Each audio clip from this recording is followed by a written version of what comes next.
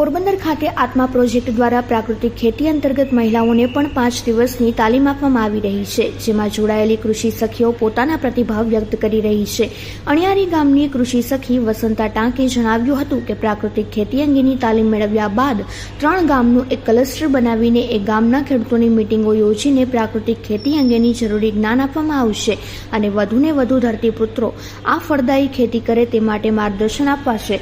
પ્રાકૃતિક ખેતીને કારણે જમીનની ફળદ્રુપતા વધે છે અને રાસાયણિક દવાથી થતું નુકસાન અટકે છે, જેથી જમીન અને લોકોનું આરોગ્ય સુધરે છે।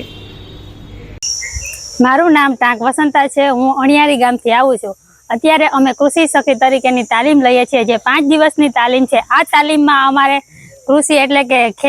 ખેડૂત હોય તે પ્રાકૃતિક ખેતી કઈ રીતના કરે છે તેની વિશે અમે તાલીમ લઈએ છીએ અને આમાં આ તાલીમ લીધા પછી અમને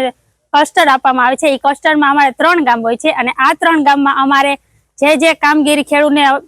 અથવા તો પ્રાકૃતિક ખેતી વિશે જે અમારે માહિતી આપવાની છે તે આ તાલીમમાં મેળવી અને આ તાલીમ દ્વારા અમે અમારા ખેડૂત ભાઈઓને પ્રાકૃતિક ખેતી જેમ જેમ વધારે કરે તેમ એવા અમે એને વિચારો આપશું અને એની પૂરી માહિતી આપશું કે પ્રાકૃતિક ખેતી છે એ કઈ રીતના કરવી, આપણી જમીનને ફળદ્રુપ કઈ રીતે કરવી, એમાં કઈ રીતના બધું કરવું, તેમાં જમીનની